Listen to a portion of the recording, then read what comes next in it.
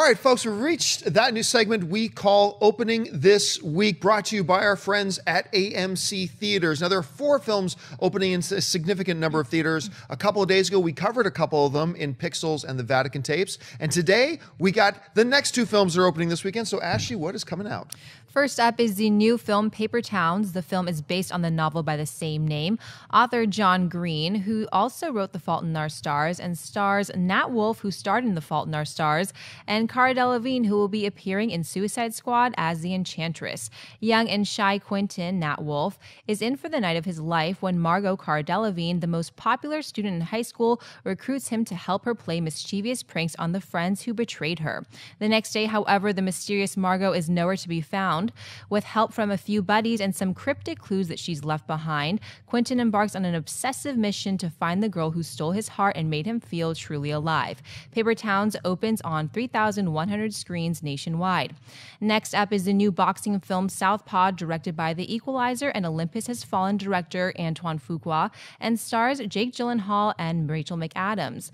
Billy the Great Hope, Jake Gyllenhaal, the reigning junior middleweight boxing champion, has an impressive career, a loving wife and daughter, and a lavish lifestyle. However, when tragedy strikes, Billy hits rock bottom, losing his family, his house, and his manager.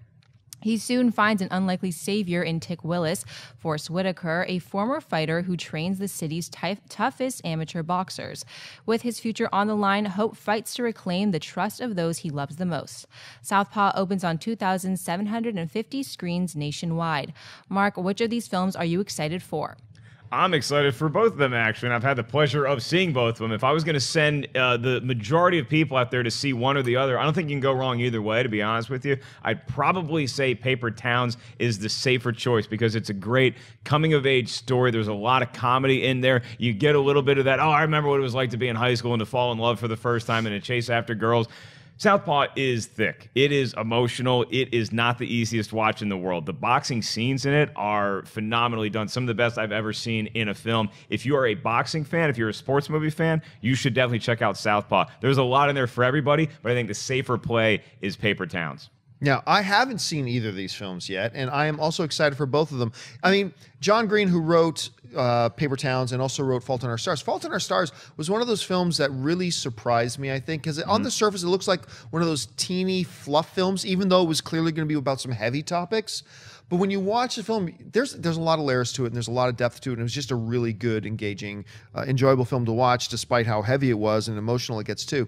And when I first saw the trailer for Paper Towns, I remember us talking about it. First 30 seconds of that trailer, I'm like, what a waste of a movie this is going to be. And then it kind of changes gears, and all of a sudden, the trailer looked really remarkable, and I was really interested. But the one I'm more interested in is probably Southpaw, if for no other reason than Antoine Fuqua is directing it. I, a lot more than most people, I acknowledge, I loved Equalizer. I loved what he did with that film. I had a great time with it. And seeing him now work with a talent like Jake Gyllenhaal, some classic story tropes being used here with the boxing realm, stuff like that. I'm excited about seeing them both. If I could only pick one, I personally would probably lean towards Southpaw. I have seen both as well, too. And I agree with Mark that I really enjoyed Paper Towns a lot. And I thought that the kids' chemistry was amazing. It reminded me of Dope, and that also came out earlier this year, as in regards to the chemistry with the friends, because it had that coming-of-age story and the way they all interacted, and it was like a road trip movie, so I had a lot of fun with it.